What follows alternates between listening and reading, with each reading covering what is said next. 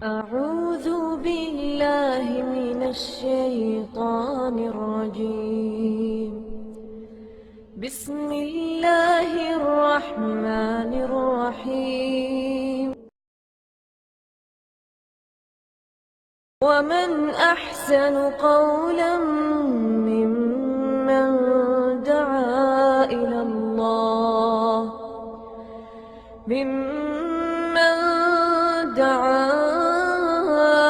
الله وعمل صالحا وقال إنني من المسلمين.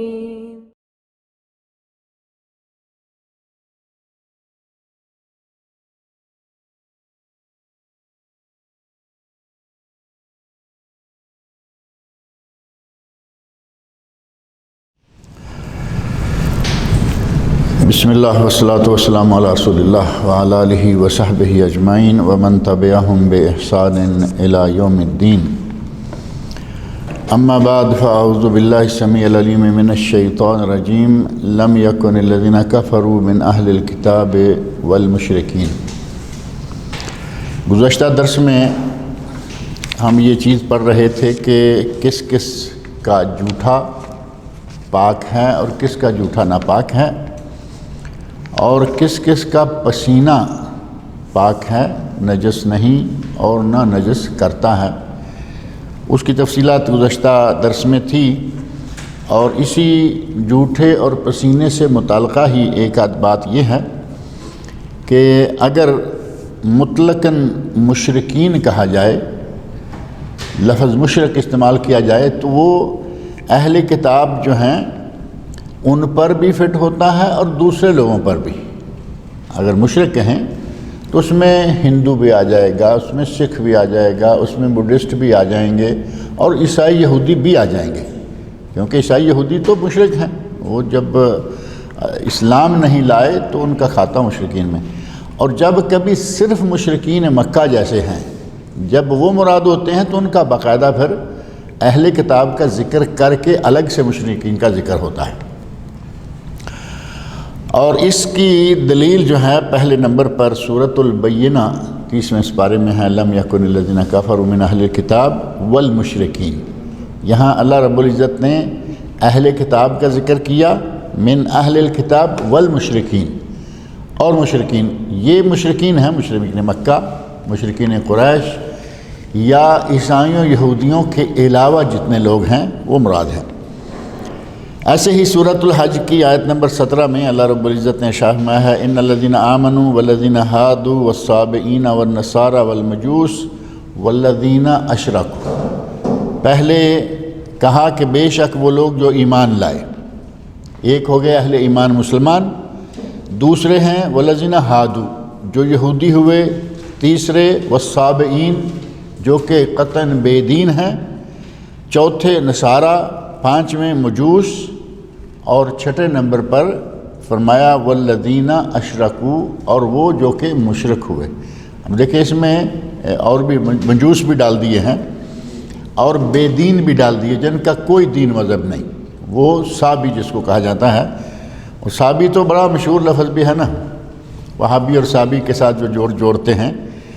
اسی طرح سورۃ التوبہ کی آیت نمبر 31 میں اللہ رب العزت نے ارشاد فرمایا ہے اتخذوا احبارهم ورهبانهم اربابا من دون اللہ.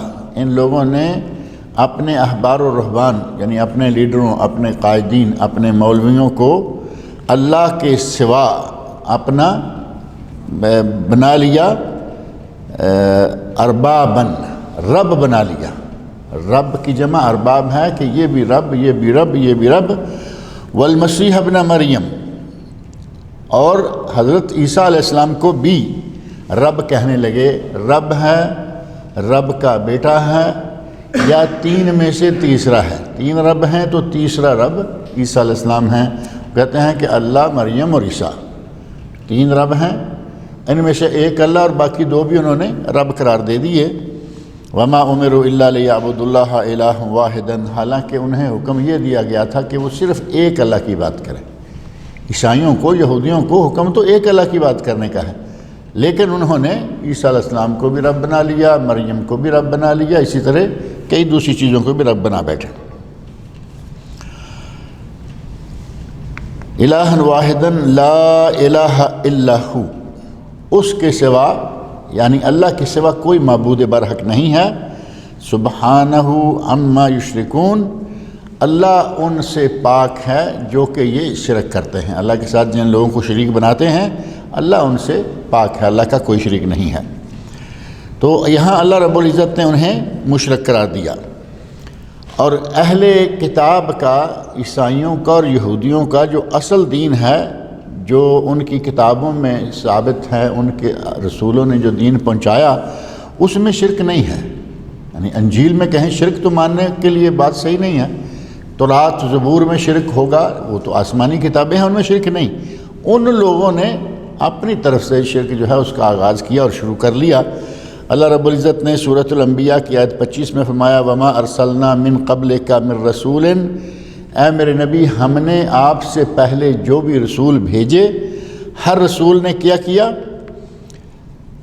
وما ارسلنا من قبلک من رسلنا اجعلنا من دون الرحمن آلہۃ یعبدون، انہوں نے یہی واضح کیا کہ اللہ کے سوا عبادت کے لائق کوئی نہیں ہے۔ اجعلنا، کیا ہم نے بنا دیا، من دون الرحمن، اللہ کے سوا، آلہۃ، دوسرے معبودوں کو، یعبدون، جن کی عبادت کی جائے گا۔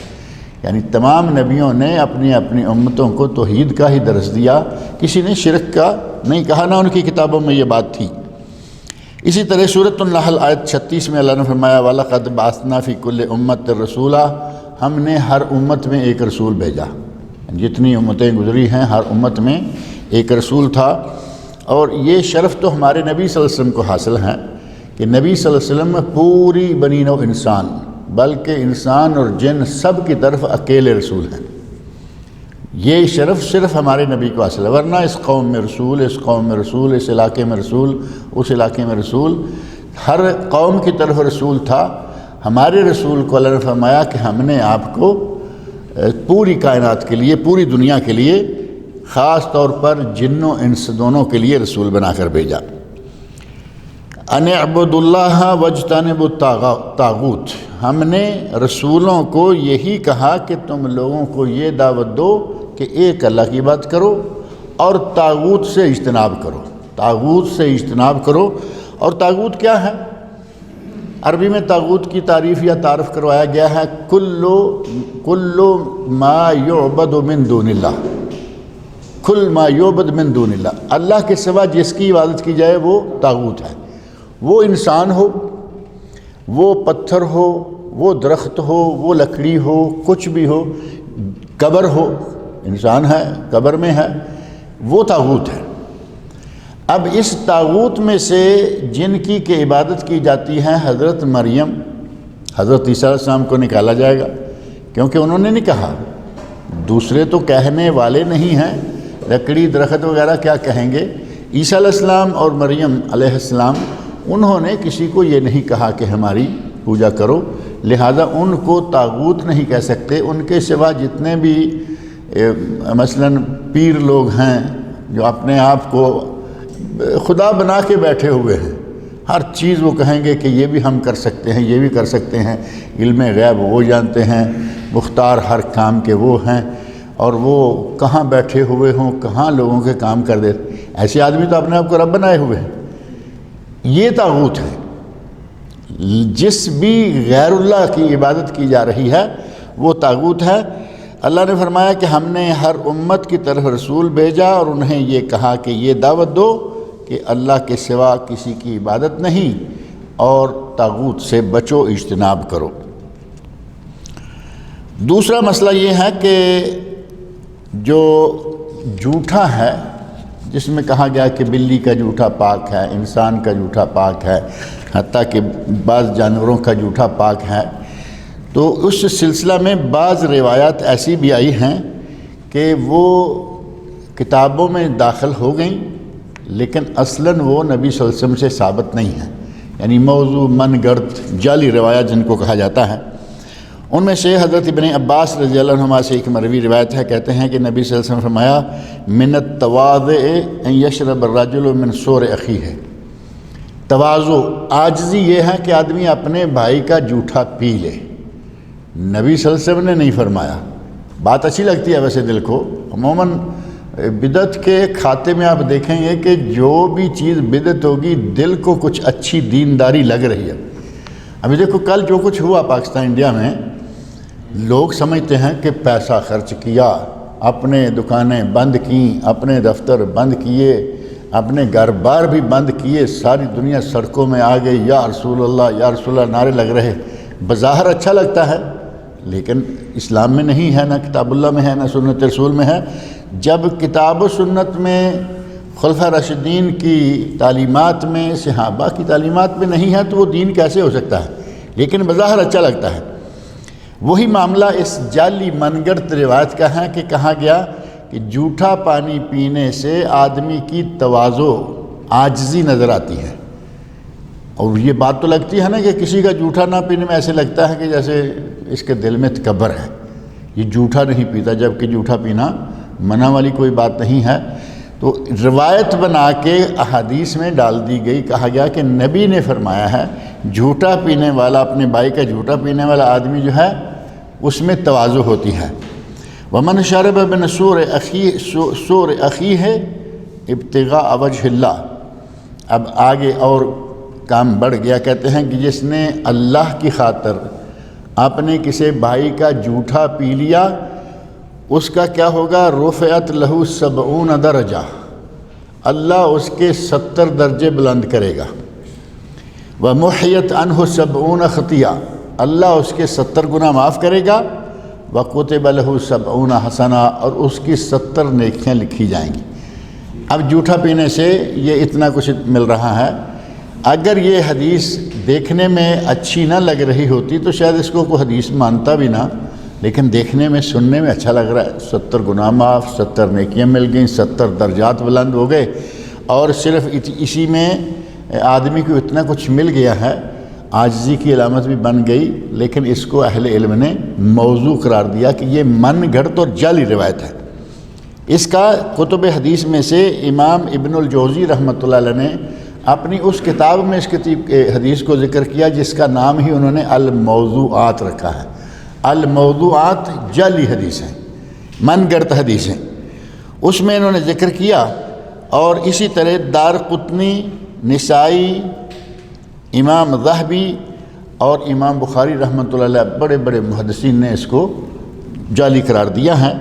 اور اس کی تفصیلات جو ہیں وہ المیزان، المغنی، الجرح والتعدیل وغیرہ میں یہ تفصیلات موجود ہیں کہ یہ جعلی روایت ہے، نبی صلی اللہ علیہ وسلم سے ایسا ثابت نہیں۔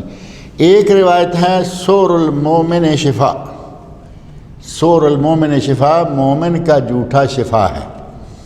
یہ پہلی سے بھی زیادہ اچھی لگتی ہے دل کو کہ مومن کا جھوٹا پئیں تو وہ دعا بن جائے گا، شفا بن جائے گا، جبکہ یہ حدیث ہے جس کی کتب حدیث میں صحیح سند کے ساتھ کوئی اصل ہی نہیں ہے، یعنی اس کی اصل ہی کوئی موجود نہیں ہے۔ اور یہ روایت جو ہے اس کے بارے میں علامہ البانی رحمۃ اللہ علیہ نے اپنی کتاب سلسلۃ الاحادیث الضعیفہ والموضوعہ، کتاب کا نام ہے، وہ حدیثیں جو کہ جعلی اور من گھڑت ہیں، اس کتاب میں اس کو ذکر کیا اور اس کے بارے میں کہا کہ یہ حدیث جو ہے لا اصل لہ، اس کی کوئی اصل ہے ہی نہیں، یہ بے بنیاد بات ہے ساری۔ اور اسی طرح اس حدیث کی اور بھی کئی علتیں بیان کی گئیں اور اس کو موضوع قرار دیا گیا۔ ایک تیسری روایت ہے ریق المومن شفا، مومن کے منہ کا لعاب جو ہے، ریق، اعلیٰ ریق کہتے ہیں خالی معدہ، صبح صبح نرم پیٹ، بعض کہتے ہیں نرم پیٹ، خالی پیٹ، یا عربی والے کہتے ہیں اعلیٰ ریق، یعنی ابھی آپ کے پیٹ میں کوئی چیز نہیں گئی، منہ میں کوئی چیز نہیں آئی، صرف لعاب جو منہ کے اندر بنتا ہے صرف وہی ہے۔ تو ریق کا معنی لعاب، منہ کا تھوک۔ لعاب اور تھوک میں تھوڑا سا فرق، تھوک تھوڑا لفظ اتنا اچھا نہیں لگتا، اور وہ ہے بھی وہ جو پھینک دیا گیا، حالانکہ منہ تھوک سے بھرا رہتا ہے، اس کو لعاب کا لفظ جو ہے وہ اچھا لگتا ہے۔ لعاب کے بارے میں کہا گیا کہ یہ مومن کے لیے شفا ہے، ریق المومن کا لعاب، مومن کا لعاب شفا ہے۔ اور اس حدیث کو کہا گیا کہ یہ الجلونی نے کشف الخفا میں کہا لیس بحدیث، یہ حدیث نہیں ہے، یعنی اس کو لوگوں نے حدیث نبی صلی اللہ علیہ وسلم کا ارشاد بنا دیا جبکہ یہ حدیث نہیں ہے۔ اور موضوع روایات کے بارے میں جو کتاب ملا علی قاری نے جمع کی، جس میں الموضوعات الکبیر کر کے ان کی کتاب ہے ملا علی قاری کی، جس میں ساری جعلی روایتیں اسی طرح کی من گڑت گاتے، اس میں انہوں نے اسی حدیث کے بارے میں کہا ہے لیس لہ اصل فی المرفوع، مرفوع حدیث جو نبی صلی اللہ علیہ وسلم تک پہنچتی ہیں اس کی وہاں کوئی اصل نہیں ہے، یعنی لا اصل، بے بنیاد روایت ہے۔ اس میں مومن کے تھوک کے یا مومن کے لعاب کو شفا کہا گیا ہے، لیکن اس موضوع کی ایک حدیث اور ہے جو کہ صحیح بخاری، صحیح مسلم، ابو داود اور اسی طرح سنن کبریٰ نسائی اور ابن ماجہ، ان حدیث کی کتابوں میں وہ حدیث موجود ہے۔ اس حدیث میں ہے کہ اگر کسی کو کہیں تکلیف ہوتی، کوئی پھوڑا ہے، پھنسی ہے، ایک پھوڑا بند ہوتا ہے، اس میں سے کچھ نکل نہیں رہا اور بند ہے اور تکلیف بہت دیتا ہے، اس طرح کا پھوڑا ہے، یا زہر باد بھی ایک شاید آپ کی یہاں معروف ہے، یعنی زہر باد، وہ بھی زہریلا پھوڑا ہی ہوتا ہے، زہر باد ہو، پھنسی ہو، پھوڑا ہو، یا کہیں ویسے ہی درد ہونا شروع ہو گئی جسم میں، تو ایسے موقع پر نبی صلی اللہ علیہ وسلم نے اپنی انگلی، انگشت مبارک کو اپنی زبان پہ ایسے لگایا، اب اس کو لعاب لگ گیا نا، گیلی ہو گئی، اس کو بعد میں زمین پہ لگایا، تھوڑا سا زمین کا حصہ بھی لگ گیا، گرد و غبار لگ گئی، مٹی لگ گئی، اب جہاں تکلیف ہے وہاں اس کو مل دیا، اور ساتھ ہی پڑھا بسم اللہ تربت اردنا، بسم اللہ پہلے نمبر، تربت اردنا ہماری زمین کی مٹی، بریقت بادنا ہمارے بعض لوگوں میں سے کسی کے منہ کے لعاب کے ساتھ مل کر، یشفا سقیمنا ہمارا بیمار شفا پا جاتا ہے باذن ربنا، ہمارے رب کے حکم کے ساتھ۔ یہ دعا صحیح بخاری مسلم میں ثابت ہے، یہ دعا ثابت ہے، علاج ثابت ہے اور صحیح ہے، لیکن وہ روایت، وہ حدیث نہیں ہے، یعنی وہ ایک ٹکڑا جو ہے ریق المومن شفا، یہ ٹکڑا ثابت نہیں، لیکن یہ علاج کے طور پر ثابت ہے، لہذا جو ثابت ہے اس کو لے لیں، جو ثابت نہیں ہے اس کو چھوڑ دیں۔ لوگوں کو بلا وجہ کہتے رہنا جھوٹا پینے سے 70 درجات بلند ہوتے ہیں، 70 نیکیاں لکھی جاتی ہیں، یہ جھوٹا پینا جائز ہے، اب اتنا کچھ ساتھ لگا کے بتانے کی کیا ضرورت ہے؟ کہو جھوٹا پینا جائز ہے، بات ختم ہو گئی۔ اب کھانے پینے کے تعلقات سے ہی برتنوں کا معاملہ ہے کہ برتن کون کون سے ایسے ہیں جو کہ استعمال کیے جا سکتے ہیں۔ آپ دیکھیں ہمارا دین کتنا باریک ہے، باریکیاں کتنی ہیں، برتن تک بتایا کہ کون کون سے برتنوں میں آپ کھا پی سکتے ہیں، کون کون سے برتنوں میں کھانا پینا جائز نہیں ہے۔ اس سلسلہ میں پہلی بات یہ ہے کہ سونے اور چاندی کا برتن ہو، اس میں کھانا اور پینا منع ہے، اور صرف منع نہیں بلکہ حرام ہے۔ سونے اور چاندی کا برتن ہو تو اس میں کھانا پینا حرام ہے، اور اس کی دلیل ایک تو وہ حدیث ہے جو کہ صحیح بخاری و مسلم اور مسند امام احمد میں ہے، جس میں حضرت حذیفہ بن یمان رضی اللہ عنہ بیان فرماتے ہیں، سمعت رسول اللہ صلی اللہ علیہ وسلم، میں نے نبی صلی اللہ علیہ وسلم کو یہ کہتے ہوئے سنا، آپ فرما رہے تھے لا تلبس الحریر، ریشم مت پہنو، ریشم کا کپڑا ہے وہ استعمال نہ کرو، سیگا مطلق ہے جمع کا، لیکن مردوں کو اس سے الگ کر دیا گیا۔ دوسری حدیث میں سونا اور ریشم، ریشم تو معلوم ہے نا، سلک جو ہے، عورتوں کے لیے کہا یہ میری امت کی عورتوں کے لیے جائز ہے، لیکن مردوں کے لیے نہیں ہے۔ لا تلبس الحریر ولا الدیباج، ایک حریر کی شکل دیباج ہوتی ہے جس کو غالباً رف ریشم کہتے ہیں، جس سے کپڑا ذرا موٹا موٹا بنتا ہے، اس کی جیکٹ وغیرہ عموماً بنتی ہے، اور ایک ہے بہت باریک جو ریشم کپڑا ہے۔ دونوں طرح کے ریشم کو نبی صلی اللہ علیہ وسلم نے فرمایا کہ یہ استعمال نہ کرو، اس کو نہ پہنو۔ ولا تشربوا فی آنیۃ الذہب والفضہ، اور سونے اور چاندی کے برتنوں میں پانی، جوس۔ اب جب پانی جوس نہیں پی سکتے تو شراب کیسے پی سکیں گے جو ویسے ہی حرام ہے؟ شراب تو ویسے ہی حرام ہے، بیئر۔ جب پانی نہیں پی سکتے، دودھ نہیں پی سکتے، جوس نہیں پی سکتے، تو شراب تو بلا اولا نہیں پی سکتی، کیونکہ شراب تو ہاتھ میں ڈال کے بھی نہیں پی سکتے۔ اگر آدمی کہے کہ بھائی برتن ساری دنیا کے گندے ہو گئے، میں ہاتھ تو دھو کے لایا، آپ تو اس سے بھی نہیں پی سکتے۔ تو آپ نے ارشاد فرمایا کہ ولا تشربوا فی آنیۃ الذہب والفضہ، سونے اور چاندی کے برتنوں میں نہ پیو۔ ولا تاکلوا فی صحافہا، نہ ان کے برتنوں میں کھاؤ۔ صحاف پلیٹیں، پینے کے لیے لفظ استعمال کر لیا، اس میں ظاہر گلاس، پیالہ، کپ آ گئے، اور کھانے کے لیے پلیٹیں آ گئی۔ آپ نے فرمایا کہ نہ اس کے برتنوں میں پیو، نہ ان کے برتنوں میں کھاؤ۔ فَإِنَّهَا لَهُمْ فِي الدُّنْيَا، یہ دنیا میں کافروں کے لیے ہیں، وَلَكُمْ فِي الْآخِرَةِ، اور تمہارے لیے آخرت میں ہیں۔ جنت میں اللہ رب العزت سونے اور چاندی کے برتن ہمیں مہیا کرے گا۔ اللہ تعالی ہم سب کو جنت عطا فرمائے۔ یہ حدیث صحیح سند سے ثابت ہے۔ اس سے معلوم ہوا کہ سونے چاندی کے برتنوں کا استعمال جائز نہیں ہے۔ کئی لوگوں نے گھر میں محض فخر و روایات کے طور پر گھر میں کچھ کپ رکھے رہتے ہیں، کپ رکھے ہوئے ہیں، یہ سونے کا ہے۔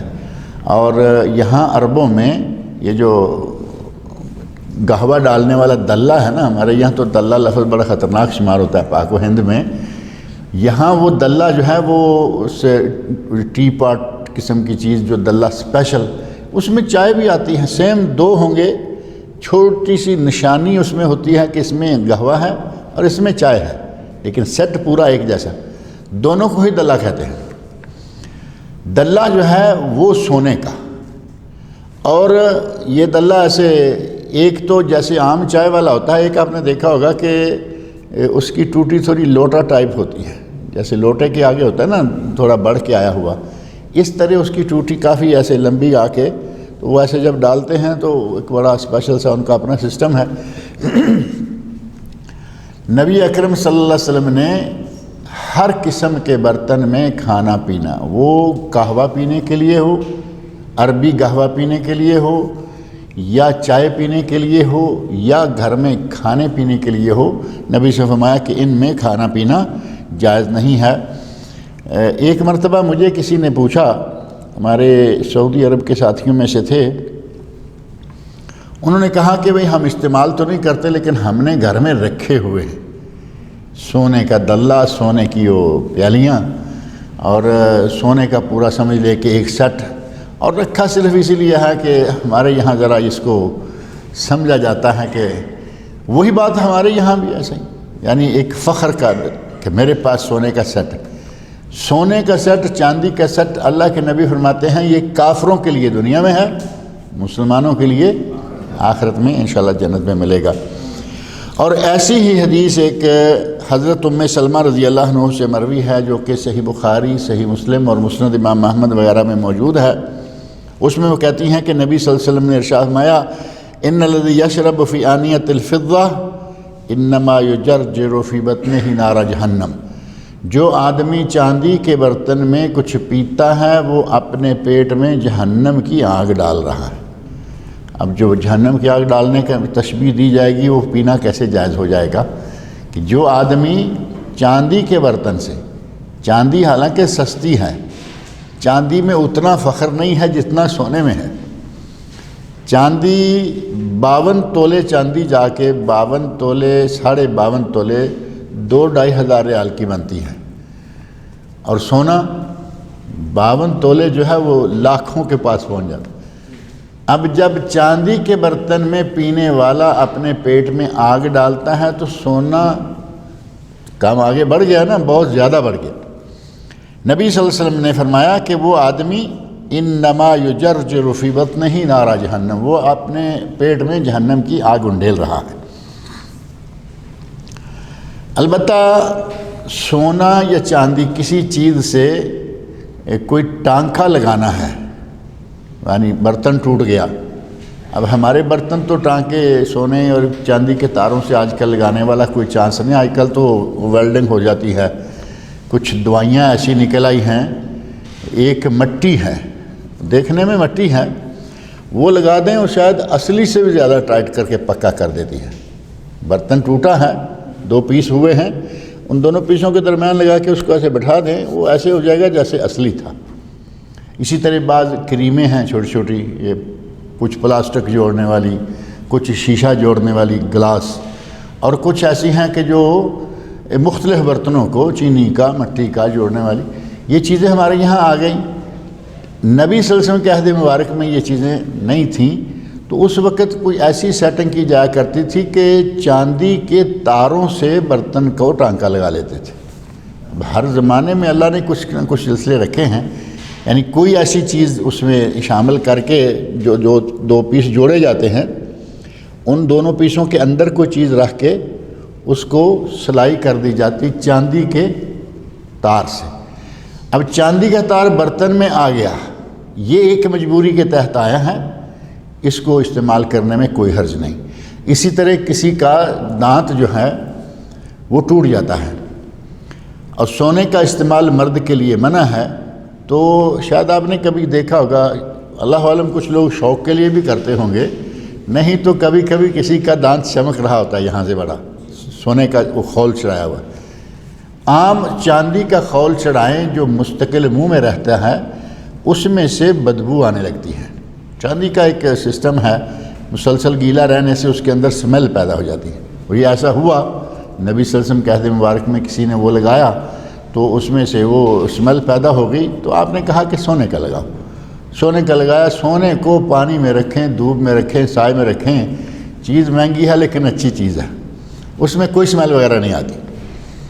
اگر کوئی سونے کا دانت کا خول چڑھا لیتا ہے کوئی حرج نہیں، اور اگر کوئی اپنے برتن کو ٹانکا چاندی کا یا سونے کے تار کا تو مہنگا ہو جائے گا بڑا، چاندی کے تار کا لگاتے ہیں، اور حدیث میں وہ بات ثابت ہے، تو بھی اس میں کوئی حرج نہیں ہے، کیونکہ حضرت انس بن مالک رضی اللہ عنہ بیان فرماتے ہیں، صحیح بخاری اور مسند امام احمد میں یہ حدیث موجود ہے، کہتے ہیں انا قدح النبی صلی اللہ علیہ وسلم انکسر، نبی صلی اللہ علیہ وسلم کا پیالہ مبارک ٹوٹ گیا، جو پیالہ تھا بنا ہوا وہ ٹوٹ گیا، جس میں کہ آپ پانی پیا کرتے تھے، فاتخذ مکان الشعب سلسلہ من فضہ، جہاں وہ ٹوٹا تھا نبی صلی اللہ علیہ وسلم نے اس کو چاندی کے تار سے جوڑ لیا،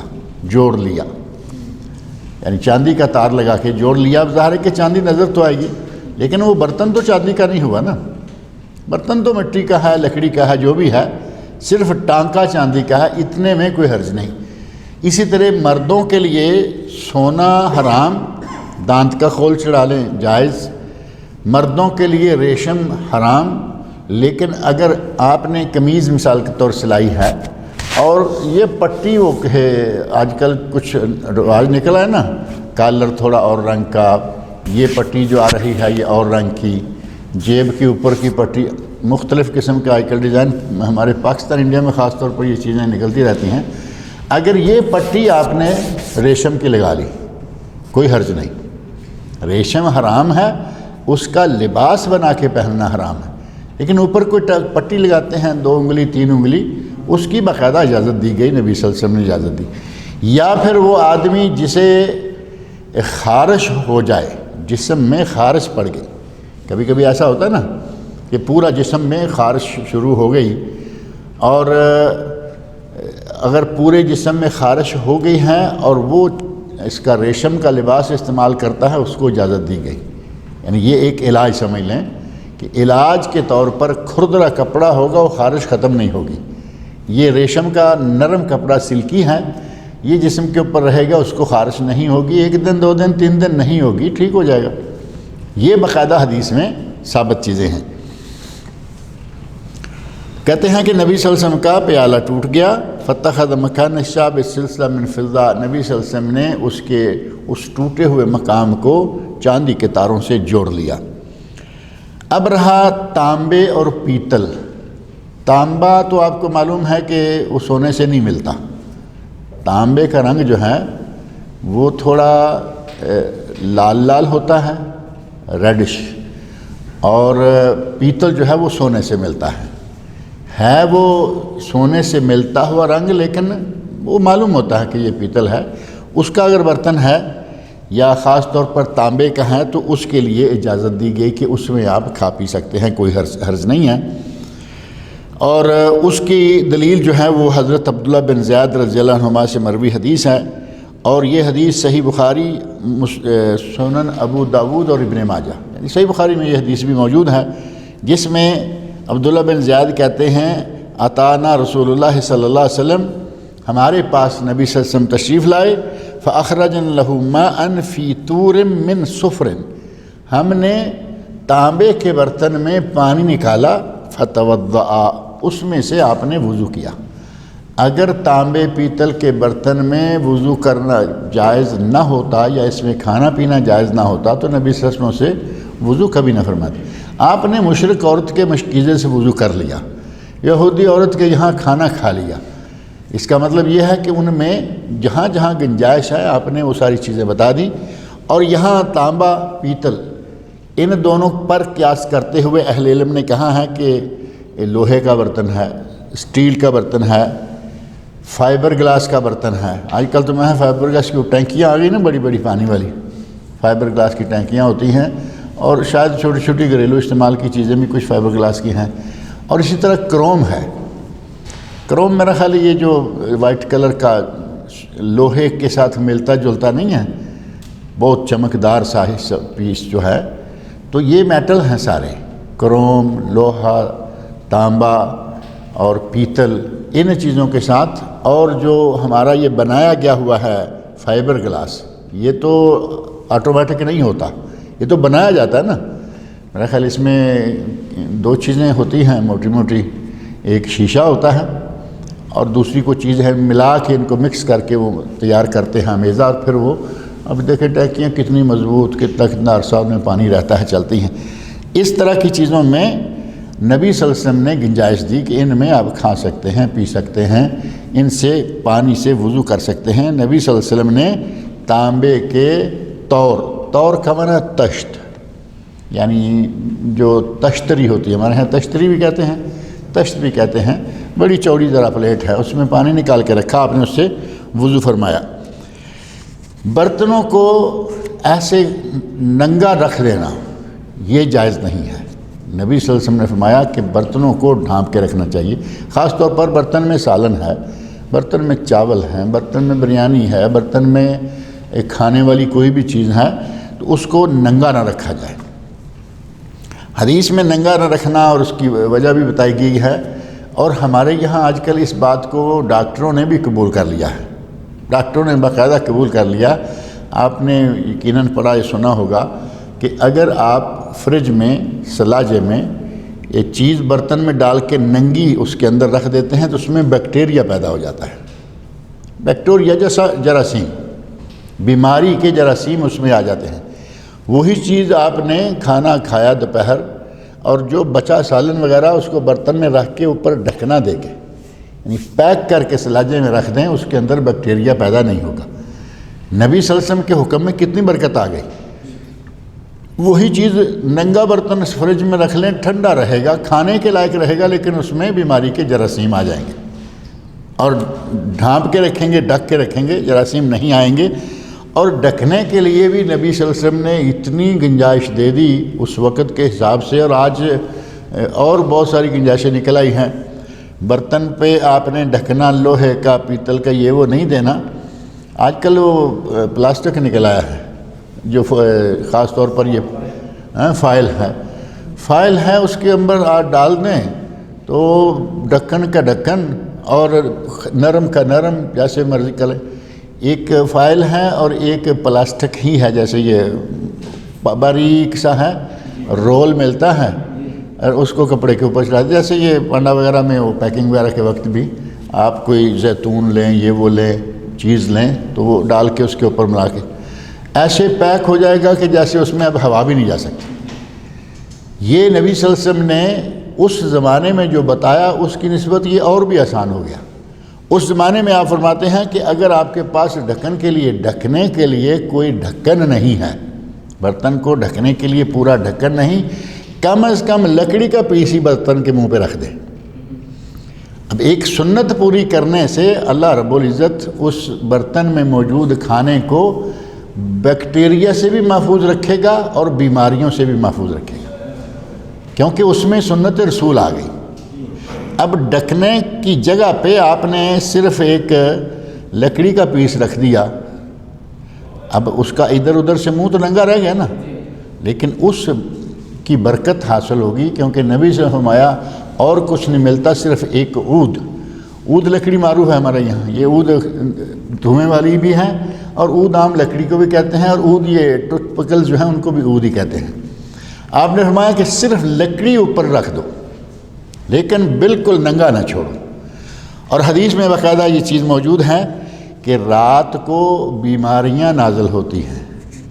قرآن نبی صلی اللہ علیہ وسلم کے ارشادات میں ایک حدیث موجود ہے کہ رات کو بیماریاں نازل ہوتی ہیں، جس نے اپنے برتن کو ڈھانپ کے رکھا بیماری اس کے قریب نہیں آتی، چاہے برتن کے اوپر صرف لکڑی رکھ دے، ایک اسٹک ٹائپ چیز رکھ دے، وہ نبی صلی اللہ علیہ وسلم کے ارشاد کی برکت سے، اس پر عمل کرنے کی برکت سے سمجھیں کہ اس کا پورا منہ بند ہو گیا، بیماری قریب بھی نہیں آئے گی۔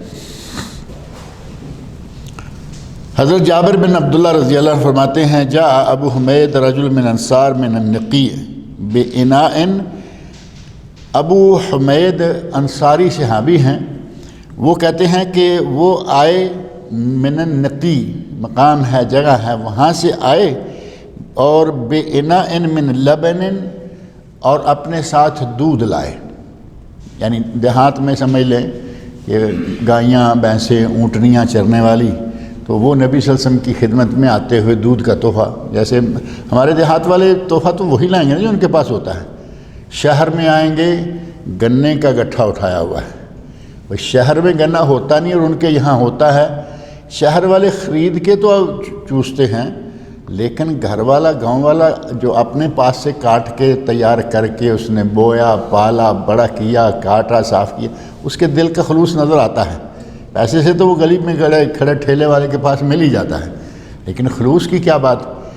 وہ دودھ اپنے علاقے سے اپنے گاؤں سے لے کے آیا، اور دودھ کا جو برتن ہے وہ اوپر سے ننگا ہے، تو نبی صلی اللہ علیہ وسلم ارشاد فرماتے ہیں الا خمرتہ، بھائی اس کے اوپر ڈھکنا دے لیتے، یعنی اس کو ہدیہ بھی قبول کیا، ساتھ یہ بھی بتا دیا کہ تم وہاں سے لے کے چلے ہو اور یہاں تک آئے ہو، اس کے اوپر ڈھکنا دے لینا چاہیے تھا۔ وَلَوْ أَن تَعْرُضَ عَلَيْهِ عُودًا، اگر آپ کے پاس اس پہ ڈھکنا دینے کے لیے کوئی اور چیز نہیں تھی تو کوئی لکڑی کا پیس ہی رکھ کے لے آتے۔ اب جو دودھ والے برتن ہیں، بالٹی ہے یا کوئی بھی چیز ہے، اس کے لیے بڑا ڈھکنا نہیں ملا، لکڑیاں تو دیہات میں بہت ہیں نا، کہا کہ لکڑی کاٹ کے ایک اس کے اوپر بس ڈنڈے کے طور پر رکھ کے لے آتے، تب بھی کافی تھا۔ تو گویا کہ برتن کو ننگا نہیں رکھنا چاہیے، بلکہ اس کے اوپر کچھ نہ کچھ ڈھکنے کے طور پر دینا چاہیے۔ کافروں کے برتنوں کا استعمال جو ہے اس کے بارے میں بعض دفعہ ایسا ہے، آپ کے جیسے انڈیا ہے، انڈیا میں کافروں کے ساتھ مسلمانوں کا لینا دینا اٹھنا بیٹھنا بہت زیادہ ہے، یہاں آپ کو ضرورت نہیں ہے، پاکستان میں بھی ضرورت نہیں پڑتی، کیونکہ وہاں کہیں کوئی ملتا ہے ایسا، کوئی عیسائی کوئی سکھ کوئی ہندو، انڈیا میں ہندو بھرے ہوئے ہیں اور مسلمان بھی بھرے ہوئے ہیں۔ ایسے ماحول میں یا آپ سفر کر کے کسی ایسے علاقے میں چلے گئے جہاں سارے ہی کافر ہیں، ابھی جو برطانیہ امریکہ وغیرہ میں جاتے ہیں تو کافروں میں جاتے ہیں نا، وہاں مسلمان بہت ہیں لیکن یہاں سے گئے ہوئے، ایسے علاقے میں برتنوں کا استعمال کرنے کی ضرورت پڑ جائے ان لوگوں کے جہاں آپ گئے ہیں، امریکہ ہیں، کینیڈا ہیں، برطانیہ یورپ کے کسی ملک میں ہیں، وہاں جب آپ پہنچے تو وہاں دیکھا کہ برتن تو ہیں اس روم میں، لیکن یہ تو دوسرے گھر والے بھی استعمال کر رہے ہیں اور وہ عیسائی ہیں یہودی ہیں یا کچھ بھی ہیں، ایسے برتنوں کے استعمال کا کیا کرنا ہے؟ کیا ہمیں لازمی نیا ہی خرید کے لانا ہوگا یا اس کو بھی استعمال کر سکتے ہیں؟ دین ہمارا چونکہ بہت آسان ہے، الدین یسر، نبی صلی اللہ علیہ وسلم فرماتے ہیں کہ دین آسان ہے، وما جعلنا علیکم فی الدین من حرج، اللہ نے فرمایا کہ ہم نے تمہارے لیے دین میں کوئی حرج نہیں بنایا، آسانی کے ساتھ جو کام ممکن ہے وہ کرو۔ تو نبی صلی اللہ علیہ وسلم فرماتے ہیں کہ آپ ان کے برتنوں کو استعمال نہ کریں. پہلی بات، کافروں کے برتنوں کو استعمال نہ کریں، کیونکہ وہ خنزیر کھاتے ہوں گے، شراب پیتے ہوں گے، انہی برتنوں میں سارا ہوتا ہے. پہلی بات یہ کہ استعمال نہ کرو. لیکن اگر مجبوری ہے کہ استعمال کرنا ہی ہے، نیا نہیں ہے، مارکیٹ پاس نہیں ہے، تو فرمایا کہ ان کو دھو لو، دھو کے پاک کر لو، استعمال کر لو، کوئی حرج نہیں ہے. اس سلسلہ میں حضرت ابو ثعلبہ الخشنی رضی اللہ تعالیٰ عنہ سے مروی حدیث ہے. کہتے ہیں کہ میں نبی صلی اللہ علیہ وسلم کی خدمت میں حاضر ہوا اور میں نے کہا اے اللہ کے رسول صلی اللہ علیہ وسلم، انا بارض اہل الکتاب، ہم اہل کتاب کی زمین میں، جیسے بھی یورپ میں کوئی چلا جائے، امریکہ کینیڈا چلا جائے تو وہ اہل کتاب ہے نا، سارے یہودی عیسائی ہیں. بے دین ہیں الگ بات ہے، لیکن نام کے یہودی عیسائی تو ہے نا. کہتے ہیں کہ ہم اہل کتاب کے علاقے میں رہتے ہیں. افناکل فی آنیتہم، کیا ہم ان کے برتنوں میں کھا پی لیں؟ فقال النبی صلی اللہ علیہ وسلم اما ما ذکرت انک بارض اہل الکتاب فلا تاکلوا فی آنیتہم، تم نے یہ جو ذکر کیا ہے کہ تم اہل کتاب کے علاقے میں رہتے ہو، پہلی بات یہ ہے کہ ان کے برتنوں میں نہ کھاؤ پیو، یعنی ان کے برتن جو ہیں وہ گندے ہیں، نجس ہیں، ان میں نہ کھا پیو. الا اللہ تجدوا بدن، سوائے اس کے کہ تمہارے پاس دوسرا کوئی راستہ ہی نہ ہو. یہ مجبوری ہے کہ تمہیں انہی برتنوں کو استعمال کرنا ہے، دوسرے برتن نہیں اور خرید کے لانے کے لیے گنجائش نہیں. فَإِن لَمْ تَجِدُوا بُدًّا، اگر کوئی راستہ دوسرا نہ ہو، فَغْسِلُوهَا وَكُلُوا، تو پھر ان برتنوں کو دھو لو اور ان میں کھاؤ پیو. یعنی برتنوں کو، کافروں کے برتنوں کو دھو کر استعمال کر سکتے ہیں. یہ نہیں ہے کہ وہ دائمی نجس ہو گئے، نجس ہیں خاص طور پر جب کہ پتہ چلے کہ یہ آدمی شراب بھی پیتا ہے، ظاہر ہے کہ اس کے گلاس سارے نجس ہوں گے، یہ خنزیر بھی کھاتا ہے، سارے برتن نجس ہوں گے. اور خنزیر دور کی بات ہے، نہیں تو پتہ ہو کہ یہ کتا بلّا بھی کھا جاتے ہیں. ہمارے کچھ قومیں ہیں نا ہمارے دائیں بائیں رہنے والی، یہاں بعض علاقوں میں سنا کہ کتے بہت تھے. حبیبی شہروں کے بعد دائیں بائیں کچھ ہو نا کھلی جگہیں جیسے مضافاتی علاقے ہوتے ہیں، تو کتے بہت تھے. اور پتہ چلا کہ یہاں ایک کمپنی آئی اور کمپنی میں کافی لوگ فلپینی تھے. تھوڑے مہینوں کے اندر اندر کتے ختم ہو گئے، کیونکہ فلپینیوں کے نزدیک کتا ہو، بلی ہو، کچھ بھی ہے وہ گوشت ہونا چاہیے، وہ کھا جاتے. تو اگر یہ معلوم ہے کہ یہ اس طرح کا کام کرتے ہیں تو آپ کو برتن لازم دھو کے پاک کرنے ہوں گے. نبی صلی اللہ علیہ وسلم فرمایا کہ اگر کوئی راستہ نہیں ہے کہ آپ کو برتن وہی استعمال کرنے ہیں، فَغْسِلُوهَا وَكُلُوا، تو ان برتنوں کو دھو لو اور کھاؤ پیو. امام بغوی رحمۃ اللہ علیہ شرح سنہ بہت بڑی حدیث کی کتاب ہے، اور اس کے علاوہ تفسیر ہے اور کتابیں ہیں ان کی. وہ کہتے ہیں الامر بغسل اناء الکفار فیما اذا علم نجاستہ یقیناً، یہ دھونے کا جو ضروری حکم ہے وہ اس وقت ہے جب یقین ہو کہ ان کے برتن نجس ہیں. یعنی ہمیں پتہ ہے کہ یہ کھا بھی جاتے ہیں ہر چیز اور پی بھی لیتے ہیں ہر طرح کی چیز، تو یقین ہے ہمیں، تو ان کو تو پھر ضرور ہی دھونا ہے. اور ایک حدیث حضرت جابر بن عبداللہ، یہ پہلی حدیث جو میں نے ذکر کی ہے جس میں آپ نے فرمایا کہ مجبوری ہے تو برتنوں کو دھو لو اور ان میں کھاؤ پیو، یہ صحیح بخاری، صحیح مسلم، ابو داؤد، ترمذی اور سنن ابن ماجہ کی حدیث ہے. اور ایک حدیث حضرت جابر بن عبداللہ رضی اللہ تعالی عنہما سے مروی ہے، اور یہ ابو داؤد میں اور اسی طرح مسند امام احمد میں یہ حدیث موجود ہے. اور اس حدیث کے بارے میں بھی کہا گیا کہ یہ سند کے اعتبار سے صحیح ہے.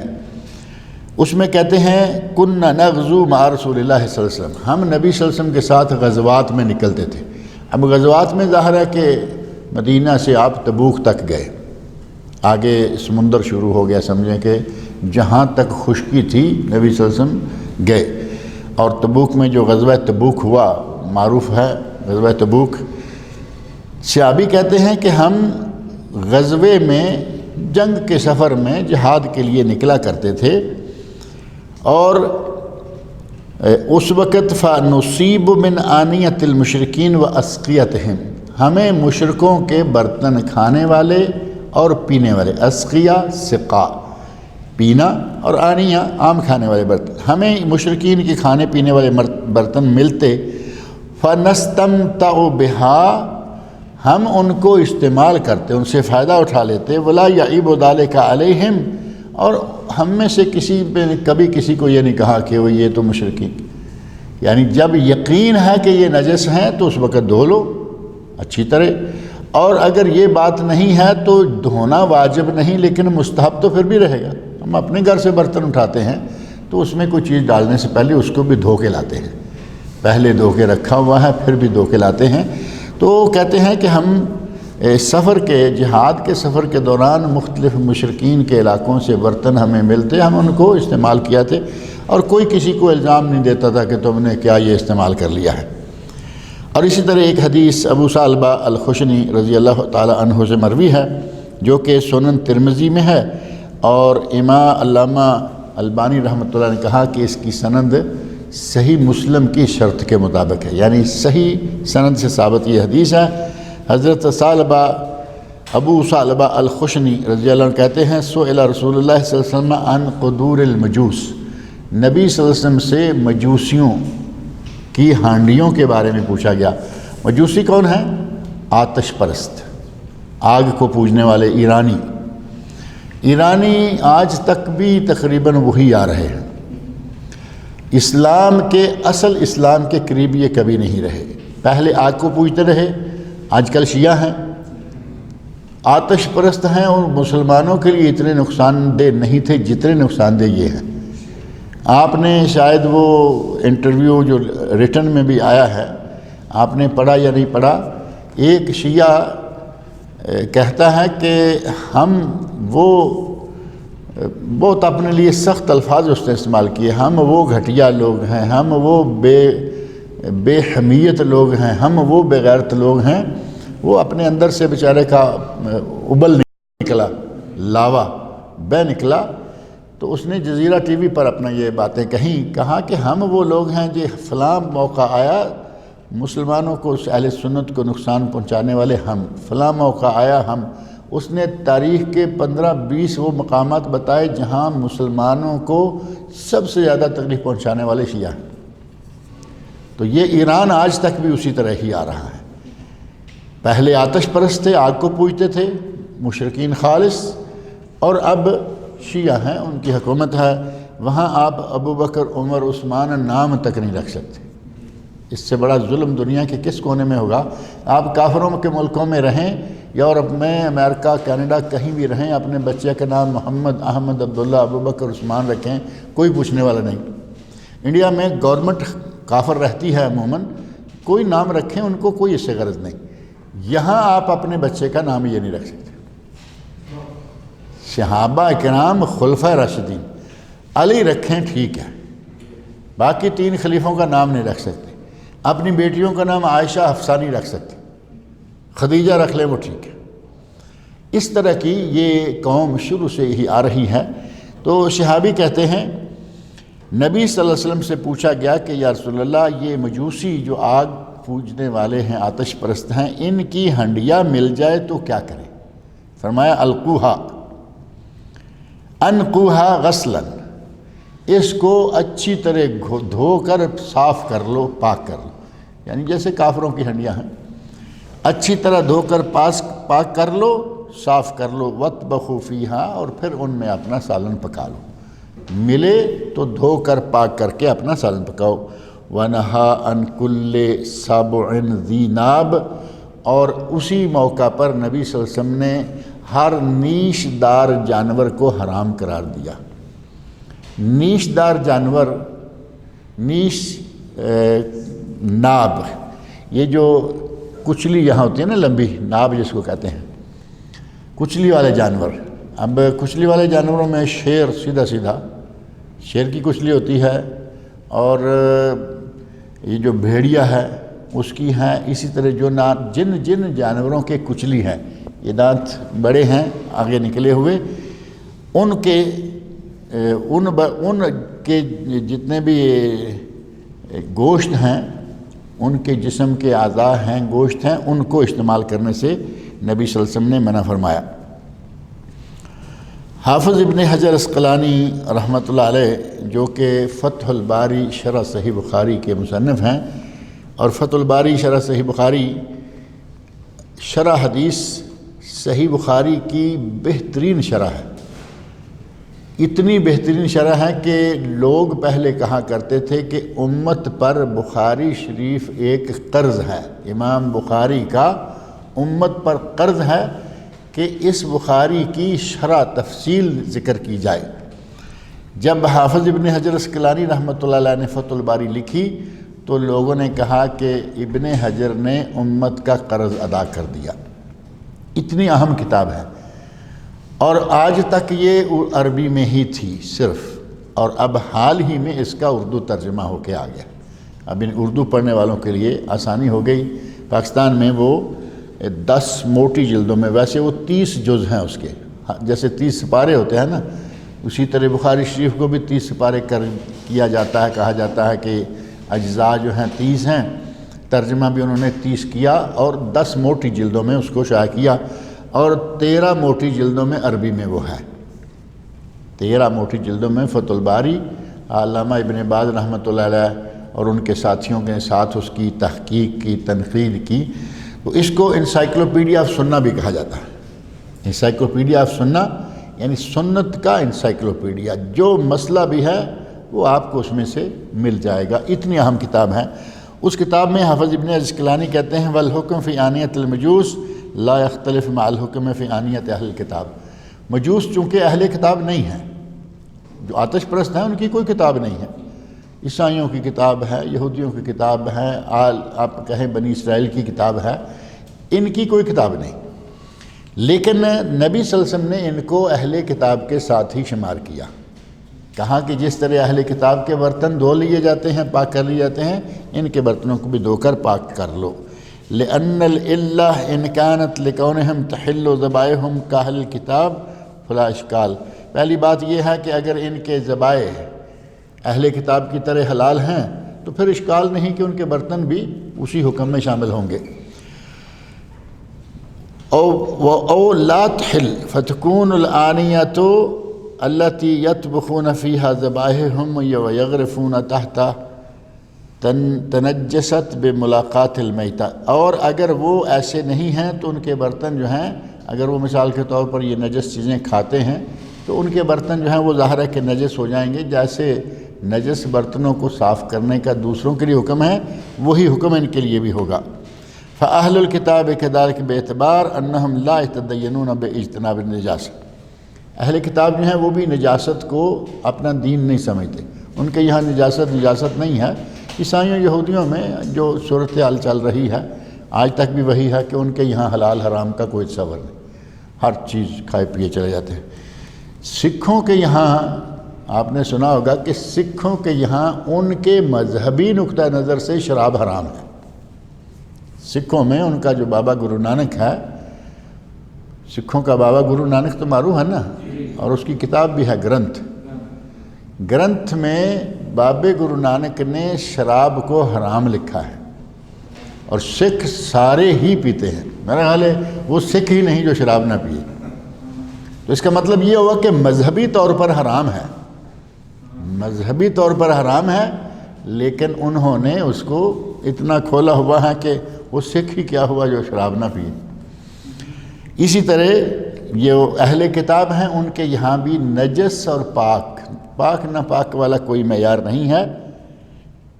وہ اپنے برتنوں میں خنزیر پکاتے ہیں، ان میں شراب رکھتے ہیں، اس طرح کے برتنوں کا حکم وہی ہوگا جو کہ مجوس کا ہے، مجوس کا اور اہل کتاب کا۔ ان کے برتنوں کو دھو دا کر صاف کر لینا چاہیے۔ ایک مسئلہ یہاں اور ذکر کیا گیا ہے کہ اگر کوئی آدمی کسی مجبوری کے تحت کوئی ایسا برتن رکھ لیتا ہے جس میں رات کو پیشاب کرے اور اس برتن کو پھر بیڈ کے نیچے کہیں ڈال لے تو اس کی گنجائش۔ اب آج کے دور میں میرا خیال ہے اس کی ضرورت نہیں رہ گئی۔ آج کے دور میں باتھ روم پہلے تھا کہ باہر نکلو، جاؤ، پیشاب کر کے آؤ، مشقت ہے، سردی ہے، آدمی بیمار ہے، اور بعض دفعہ ایسا ہے کہ آدمی کو خطرہ ہے کہ میں اس وقت باہر نکلوں کوئی مار دے گا۔ اور نبی صلی اللہ علیہ وسلم کی حیات طیبہ جو ہے وہ تو ہر طرف سے خطرات میں گھیری ہوئی تھی، مشرک دشمن، عیسائی دشمن، یہودی دشمن، بے دین دشمن، مجوسی دشمن، ہر کوئی دشمن۔ تو نبی اکرم صلی اللہ علیہ وسلم نے ایک برتن رکھا ہوا تھا۔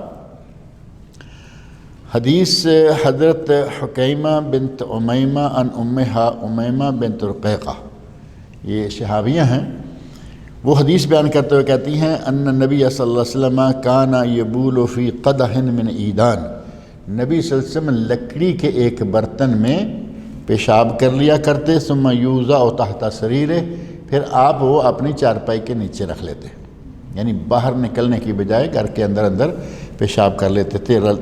یہ حدیث حسن درجے کی ہے، ابو داود میں ہے، شرح سنہ بغوی میں ہے، نسائی سنن کبریٰ بیہقی معجم طبرانی کبیر میں ہے، اور اسے امام حاکم، ذہبی، نووی اور ابن حجر رحمۃ اللہ علیہ نے حسن درجے کی قرار دیا کہ یہ قابل عمل حدیث ہے۔ اس میں برتن رکھ لینے کی اجازت ہے، لیکن میں جیسے شروع میں کہا ہے کہ برتن رکھ لینے کی اجازت آج اس کی ضرورت نہیں رہی، اجازت ہے۔ اب دیکھو اسلام میں ہمیں وہ ساری گنجائشیں دی گئیں جن کی کبھی ضرورت پڑ سکتی ہے، آج بظاہر کوئی ضرورت نہیں رہی، کیونکہ آپ کا اٹیچ باتھ ہے، بیڈ سے ایک قدم نیچے ہے، دوسرا قدم باتھ روم میں، یہی ہوا نا، کمرے کے اندر ہی دروازہ کھل رہا ہے۔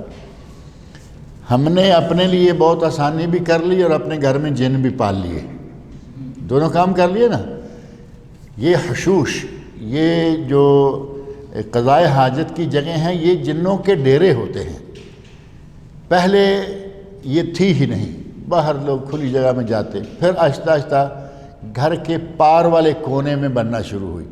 یہاں کمرے ہیں، یہ سامنے درمیان خالی صحن ہے، آگے دیہات میں کوئی بکری گائے باندھی ہوتی ہے، ایک طرف یہ بنا ہوا ہے۔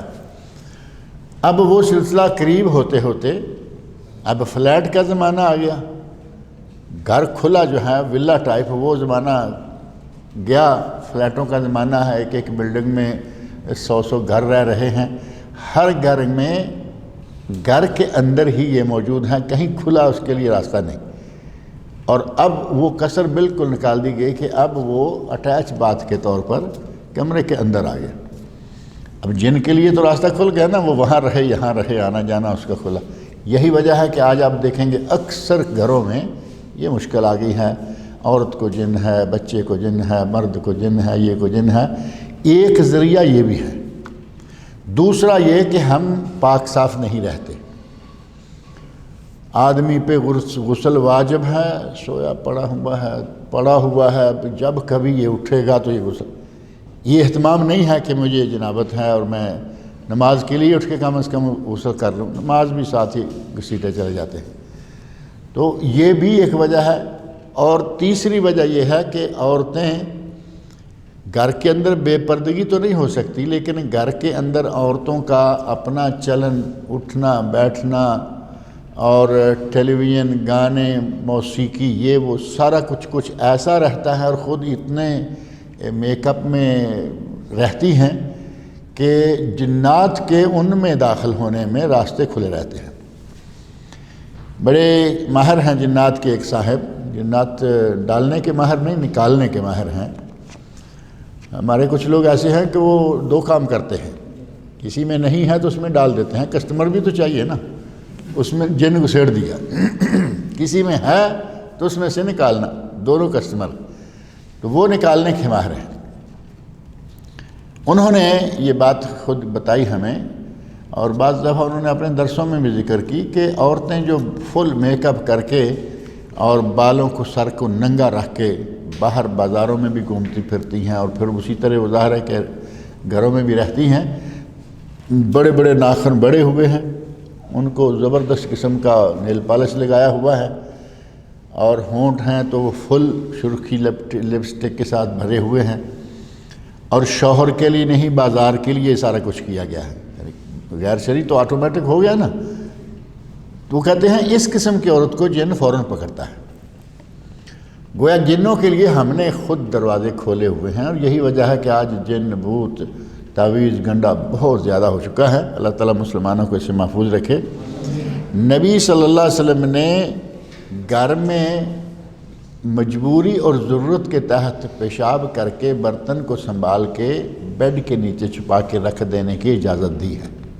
آپ نے خود کیا ہے تو ظاہر ہے کہ اجازت ہو گئی نا، لیکن ہمیں اب اس کی ضرورت نہیں رہی۔ آپ کے کمرے کے اندر گویا کہ آپ کی چارپائی جو ہے وہ باتھ روم کے کنارے پر لگی ہوئی، 1 2 4 6 کتنے قدم چلیں گے کمرے کے اندر؟ آپ بیڈ سے نیچے اترے، آپ کا باتھ روم کھل گیا۔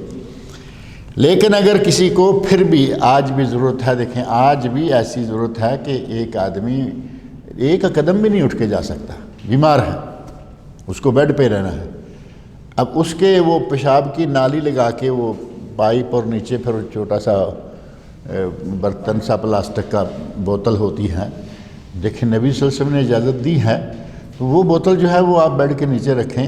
بات وہی آ گئی نا، مجبوری کے اوقات میں اس طرح کا کوئی کام کرنا، اس کو شریعت نے جائز قرار دیا ہے۔ آداب قضاء حاجت کیا ہے؟ یعنی آدمی کو قضاء حاجت کرنا ہے تو ہمارے آہستہ آہستہ شہروں میں خاص طور پر بالکل لاپرواہی اس سلسلے میں برتی جاتی ہے۔ چلتے چلتے کہیں بھی دیکھا تھوڑی سی گنجائش بنی، وہاں بیٹھ کے پیشاب کر دیا، ذرا سی، خاص طور پر چھوٹے پیشاب کے لیے تو ان کو کچھ نہیں چاہیے، کہیں بھی گنجائش بنی دیوار کو سر لگایا۔ کچھ لوگ کھڑے پیشاب کر رہے ہوتے ہیں، کوئی بیٹھ کے کر رہے ہیں، لیکن اتنی لاپرواہی کہ لوگ چل رہے ہیں، لوگ پیچھے گزر رہے ہیں اور یہ ساتھ بیٹھ کے پیشاب۔ نبی صلی اللہ علیہ وسلم کی اس سلسلے میں سنت مبارکہ کیا تھی، آپ کا طریقہ کار کیا تھا، اور کس طرح یہ قضاء حاجت کرنی چاہیے، اس کے آداب کیا ہیں، اسی کے سلسلہ میں بعض احادیث ہیں، جن میں سے پہلی حدیث جو ہے وہ ہے حضرت علی بن ابی طالب رضی اللہ عنہ سے مروی، یعنی نبی صلی اللہ علیہ وسلم کے چچا زاد بھائی اور داماد، حسنین کے والد، فاطمہ کے شوہر، خلیفۃ المسلمین حضرت علی بن ابی طالب رضی اللہ عنہ، وہ بیان کرتے ہیں کہ نبی اکرم صلی اللہ علیہ وسلم نے ارشاد فرمایا، ستر ما بین اعین الجن و عورات بنی آدم اذا دخل احدکم الخلاء ان یقول بسم اللہ۔ جنوں کی آنکھوں اور بنی آدم کی شرمگاہوں کے درمیان پردہ کیا ہے کہ جب آدمی بیت الخلاء میں داخل ہونے لگے تو کہے بسم اللہ۔ بیت الخلاء کے دروازے سے داخل ہونے سے پہلے، اندر آ کے نہیں، داخل ہونے سے پہلے کہے بسم اللہ، اندر آئے، کپڑے نکالے نہانے کے لیے یا قضاء حاجت کے لیے جتنا بھی اٹھانے ہیں کپڑے اٹھائے، اب کوئی جن اس کی شرمگاہ نہیں دیکھ سکے گا۔ نبی اکرم صلی اللہ علیہ وسلم کا ارشاد ہے، ستر، جنوں کی نگاہوں، جنوں کی آنکھوں کے سامنے بسم اللہ کے ذریعے اللہ پردہ ڈال دے گا۔ جن اگر باتھ روم کے اندر بھی موجود ہے وہ بنی آدم کی شرمگاہ کو نہیں دیکھ سکے گا۔ لہذا پہلا ادب یہ ہے کہ باتھ روم میں قضاء حاجت کے لیے داخل ہوں تو بسم اللہ کہیں، اور دوسرا ادب یہ ہے کہ جو دوسری دعا نبی صلی اللہ علیہ وسلم بتائی ہے، اللہم انی اعوذ بک من الخبث والخبائث، جن مذکر اور جن مؤنث، ان دونوں کے شر سے اے اللہ میں تیری پناہ مانگتا ہوں، یہ الفاظ بھی کہے۔ پہلی حدیث جو حضرت علی رضی اللہ عنہ سے مروی ہے، یہ سنن ترمذی اور ابن ماجہ میں ہے، اور اس حدیث کو صحیح لغیر ہی قرار دیا گیا کہ یہ صحیح سند سے بے ذات ہی ثابت نہیں، لیکن اس کے تعاون میں اتنی دوسری روایات اور سندیں موجود ہیں کہ یہ صحیح کے درجے کو پہنچ جاتی ہیں۔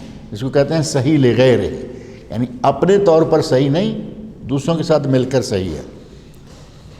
اور دوسری حدیث جس میں یہ دوسری دعا ہے، اللہم انی اعوذ بک من الخبث والخبائث، یہ حدیث صحیح بخاری، صحیح مسلم اور سنن اربعہ، ابو داود، ترمذی، نسائی، ابن ماجہ اور مسند امام احمد میں یہ حدیث موجود ہے، اور یہ حدیث حضرت انس رضی اللہ عنہ سے مروی ہے، جو کہ نبی صلی اللہ علیہ وسلم کے خادم خاص تھے اور 10 سال انہوں نے نبی صلی اللہ علیہ وسلم کی خدمت کی۔ وہ کہتے ہیں کہ نبی صلی اللہ علیہ وسلم جب بیت الخلاء میں داخل ہوتے تو یہ دعا پڑھا کرتے تھے، اللہم انی اعوذ بک من الخبث والخبائث۔ جب داخل ہوتے تو داخل ہونے سے پہلے یہ دعا پڑھ کے اندر جاتے۔ اب بیت الخلاء چھوٹا سا ہے، اس میں آدمی نے نکلتے ہوئے ہاتھ منہ دھونا ہے، وضو بھی کرنا ہے، تو اس کے لیے ضروری ہے کہ وہ باہر سے اس نیت سے جائے کہ میں اندر جا رہا ہوں، قضائے حاجت کے بعد وضو بھی کروں گا، جو بسم اللہ اس نے کہی وہ وضو کے لیے بھی کافی ہوگی، شرمگاہ بھی پردے میں آ گئی اور وضو کے لیے بھی وہ کام دے جائے گی، اور جنوں شیطانوں کے شر سے دوسری دعا کے ذریعے وہ بچ جائے گا، صحیح سلامت وضو کر کے باہر آ جائے اور باہر نکل کلمہ شہادت پڑھے۔ اور یہ بھی کہا گیا ہے کہ اگر باتھ روم بڑا ہے، آج کل تو باتھ روم ہوتے ہیں پورے پورے کمرے جتنے باتھ روم ہوتے ہیں، اندر واشنگ مشین کے لیے جگہ ہے، قضائے حاجت کے لیے الگ سے جگہ ہے، بڑا پانی کا ٹب نہانے کے لیے الگ سے موجود ہے، اور واش بیسن وہ الگ سے موجود ہے، اور درمیان میں کتنی خالی جگہ بھی پڑی، پورا کمرہ ہے۔ اگر اس طرح کی جگہ ہے اور الگ سے اس کی قضائے حاجت کی جگہ بنی ہوئی ہے، علامہ محمد ناصر الدین البانی کہتے ہیں ایسی جگہ میں اندر وضو کرتے ہوئے بھی اگر بسم اللہ کہہ لے تو کوئی حرج نہیں، کیونکہ یہ تو لیٹرین نہ رہی نا، یہ تو پورا کمرہ ہے، اس کے ایک کونے میں لیٹرین ہے، تو آپ اس کمرے میں اگر بسم اللہ کرتے ہیں پڑھتے ہیں تو کوئی حرج والی بات نہیں ہے۔ جب آدمی بیت الخلاء سے باہر نکلے تو اس وقت کیا کہنا ہے؟ غفرانک، اور بیت الخلاء میں داخل ہوتے ہوئے اندر پہلے بایاں پاؤں، مسجد میں داخل ہوتے ہوئے اندر پہلے دایاں پاؤں، اور بیت الخلاء میں جاتے ہوئے اندر پہلے بایاں پاؤں، مسجد سے نکلتے وقت باہر پہلے بایاں پاؤں، اور بیت الخلاء سے نکلتے وقت پہلے دایاں پاؤں، کیونکہ یہ گندی جگہ ہے، یہاں دائیں پاؤں کو جتنا کم وقت ملے گا وہ اچھا ہے، اور مسجد مبارک جگہ ہے، وہاں جتنا زیادہ دائیں پاؤں کو اندر وقت ملے گا وہ بہتر ہے۔ نبی صلی اللہ علیہ وسلم نے ان دونوں کے لیے اپوزٹ طریقہ بتایا، مسجد میں دایاں اندر، باتھ روم میں بایاں اندر، مسجد سے بایاں باہر اور باتھ روم سے دایاں باہر۔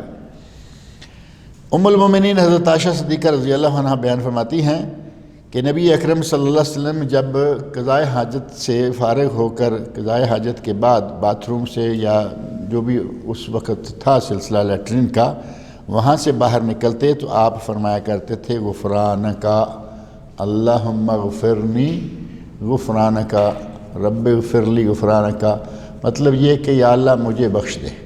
باتھ روم میں بیٹھا آدمی ذکر اذکار سے رک گیا نا، اب خاموشی کے ساتھ بیٹھا ہوا ہے، تو یہ کہتے ہوئے آدمی کو یہ احساس ہو کہ یا اللہ میں یہ تھوڑا سا وقت تیرے ذکر کے بغیر گزارا ہے، مجھے معاف کر دے، تو یہ نبی اکرم صلی اللہ علیہ وسلم نے باہر نکلنے کے لیے یہ دعا سکھلائی۔ اور ایک ادب یہ ہے کہ قضائے حاجت کے لیے نکلیں لوگوں کی نظروں سے اوجھل ہو جائے۔ میں نے جو شہروں کا ماحول ذکر کیا ہے کہ لوگ چلتے پھرتے گلی میں بیٹھ جاتے ہیں، پیچھے سے لوگ گزر رہے ہیں دائیں بائیں اللہ، لیکن وہ بیٹھ جاتے ہیں۔ نبی صلی اللہ علیہ وسلم کا عمل مبارک کیا تھا اس سلسلہ میں؟ نبی صلی اللہ علیہ وسلم، حضرت مغیرہ بن شعبہ رضی اللہ عنہ ہیں اس حدیث کے راوی، وہ بیان کرتے ہیں کہ نبی صلی اللہ علیہ وسلم اذا ذهب المذهب ابعد، نبی صلی اللہ علیہ وسلم جب قضائے حاجت کے لیے جاتے تو نظروں سے بہت دور چلے جاتے، یعنی یہ بھی نہیں کہ گھر سے نکلے گلی سے نکلے آگے کھیت شروع ہوئے تو بیٹھ گئے، نہیں، اتنی دور آگے نکل جاتے کہ وہ نظروں سے غائب ہو جاتے، ابعد دور چلے جاتے۔ یہ حدیث حسن درجے کی ہے، اور ابو داود، ترمذی، نسائی، ابن ماجہ، سنن اربع چاروں کتابوں میں یہ موجود ہے۔ اور حضرت ابن عمر رضی اللہ عنہ کی حدیث ہے، نبی صلی اللہ علیہ وسلم جب قضائے حاجت کے لیے کہیں جاتے تو بیٹھنے کے قریب جا کے اپنا کپڑا اٹھاتے۔ اب باہر کھلی جگہ ہے، اب یہ نہیں کہ چلتے پھرتے کپڑا اٹھانا شروع کر دیں۔ اب یہ پتلون پجامے والا تو ایسے نہیں کر سکتا، اس کو تو اٹھانا نہیں بلکہ گرانا ہے، اوپر سے نیچے کرنا ہے۔ اب چادر والا جو ہے، دھوتی، چادر، تہبند وغیرہ، وہ تو اٹھایا ہی جاتا ہے نا، اس کو اوپر لپیٹا جائے گا، توپ والا بھی اوپر اٹھائے گا۔ تو حضرت ابن عمر رضی اللہ عنہ سے مروی یہ حدیث ہے جو کہ صحیح لغیر ہے، یعنی صحیح درجہ کو پہنچی ہوئی ہے، ابو داؤد، ترمذی، سنن کبریٰ بیہقی میں ہے اور سنن دارمی میں بھی ہے، اور علامہ البانی رحمۃ اللہ نے اپنے سلسلۃ الاحادیث الصحیحہ میں اسے ذکر کیا ہے۔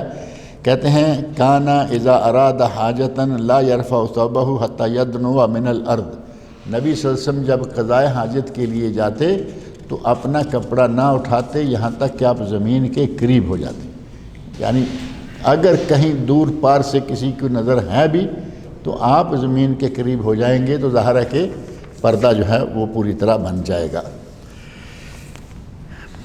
اس موضوع پر ابھی کچھ باتیں قضائے حاجت کے آداب کے سلسلہ میں ہیں، اللہ رب العزت نے چاہا تو انشاءاللہ اگلے درس میں وہ ذکر کریں گے۔ اللہ تعالیٰ مجھے اور آپ سب لوگوں کو نبی صلی اللہ علیہ وسلم کے ارشادات پڑھنے، سننے، سمجھنے اور ان پر عمل کرنے کی توفیق عطا فرمائے۔ کوئی متعلقہ سوال ہو درس سے متعلقہ؟ گزارش ہے کہ آصف بھائی کے دوست کی انتقال ہوا،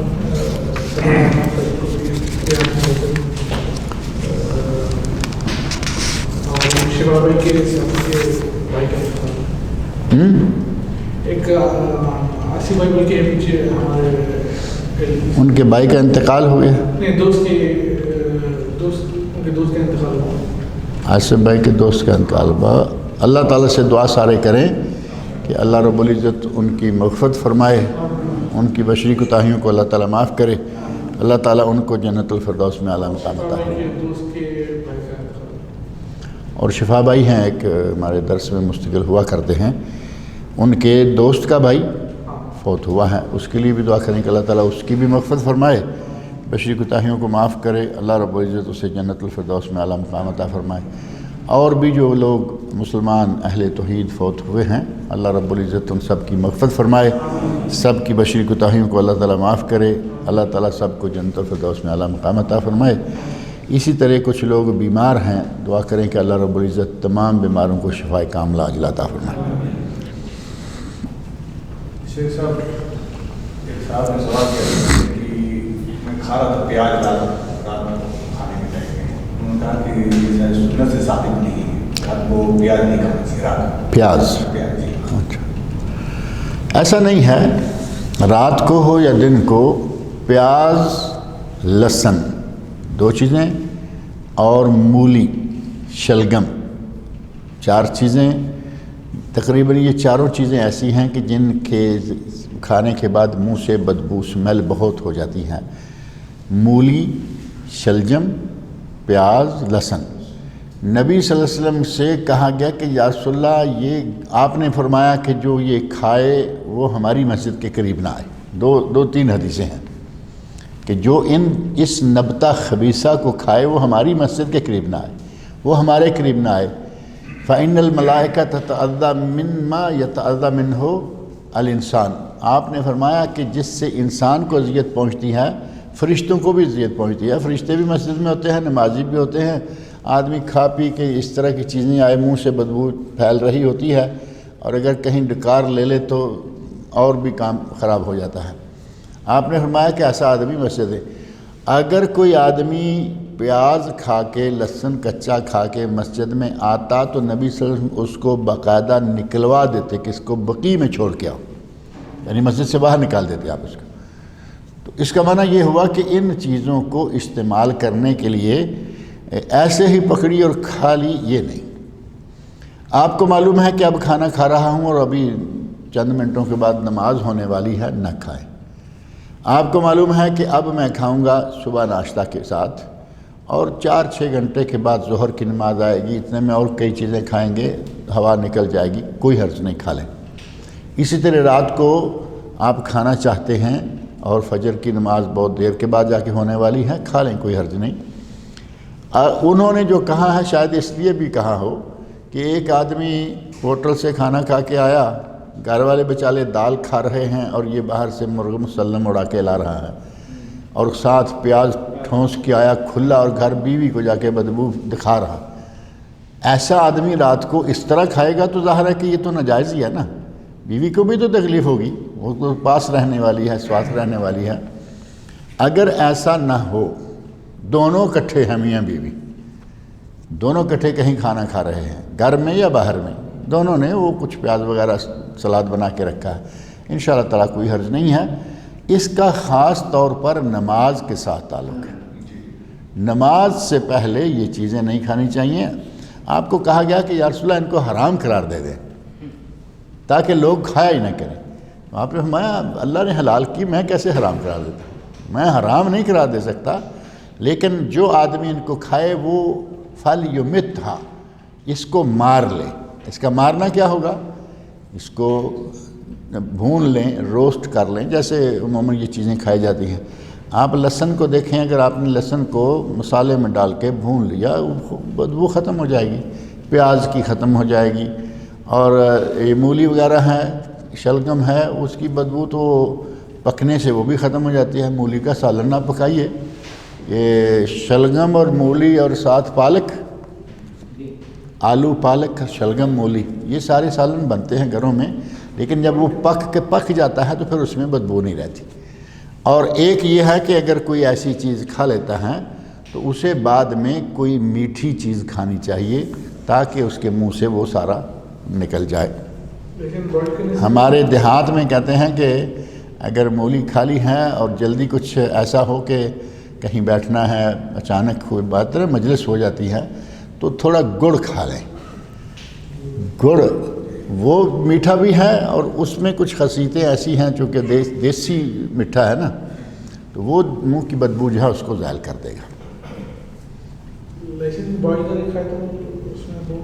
لہسن کو بائل کریں تو وہ ہوئی پک گیا نا، اس کی بدبو ختم ہو گئی، ویسے بھی نرم ہو جائے گا۔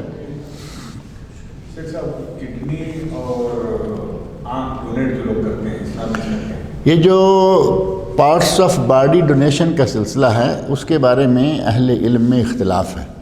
کچھ لوگ اس حق میں ہیں کہ دے دیا جائے، کہتے ہیں کہ ایک آدمی مر گیا، وہ قبر میں اس کو آنکھیں کیا کرنی ہیں، بعد میں کچھ زندہ ہے اس کے کام آ جائیں گی، کڈنی کام آ جائے گی۔ ایک آدمی مر گیا، اس کی کڈنی نکال کے زندہ کو لگائیں گے جو مرنے کو جا رہا ہے، اس کی 10-20 سال عمر بڑھ گئی، تو ان نظریات کو سامنے رکھ کے کہتے ہیں کہ جائز ہے۔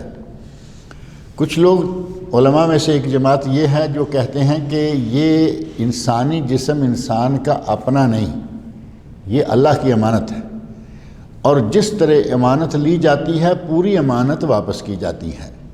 اب آنکھ نکال کے یہاں دے گیا، کڈنی نکال کے وہاں دے گیا، تو اللہ کو امانت پوری اس نے ادا نہیں کی بلکہ خیانت کی۔ وہ کہتے ہیں کہ ایسا کرنا جائز نہیں۔ اور پھر جس طرح ایک زندہ انسان کی عزت و کرامت ہے وہی مردہ کی ہے۔ زندہ کی آنکھ جب نہیں نکال سکتے تو مردہ کی بھی نہیں نکال سکتے۔ زندہ کی حدیث میں باقاعدہ الفاظ موجود ہیں کہ زندہ انسان کی ہڈی توڑنا مردہ انسان کی ہڈی توڑنا برابر ہے۔ لاپرواہی سے یہ نہیں کہ میت کو جیسے چاہے گھسیٹ لو، نہیں، اگر اس کی ہڈی ٹوٹ گئی تو وہی گناہ ہے جو زندہ کی ہڈی توڑنے کا گناہ ہے۔ لہذا اگر کوئی ڈونیشن دیتا ہے اس نظریے سے کہ علماء کہہ رہے ہیں کہ زندہ کا فائدہ ہو جائے گا، تو انشاءاللہ تعالیٰ کوئی ایسی بات نہیں، لیکن یہ باقاعدہ ڈونیشن کا اعلان کر کے جانا وہ صحیح نہیں ہے۔ علامہ ابن باز رحمۃ اللہ علیہ نے اس سلسلے میں کہا کہ میں توقف کیے ہوئے ہوں، یعنی میں نہ کہتا ہوں دو، نہ میں کہتا ہوں نہ دو، کیونکہ دلائل ادھر بھی ہیں دلائل ادھر بھی ہیں۔ کہتے ہیں کہ ہم اس معاملے میں کسی بھی طرف نہیں ہیں، تیسری جگہ میں ہیں جس کو کہتے ہیں توقف، کہ ہم نے اس سلسلہ میں اپنے آپ کو خاموش رکھا ہوا ہے۔ لہذا اگر کوئی دیتا ہے تو کوئی بات نہیں، لیکن دینے کے لیے پھر آگے کچھ ایک ہے اللہ رب العزت کی رضا کے لیے کسی کی جان بچ جائے گی، کسی کو فائدہ ہو جائے گا، اور ایک ہے کہ اس کو کسی کی جان سے غرض نہیں، وہ اپنی آنکھ کی دنیا میں قیمت لینا چاہتا ہے۔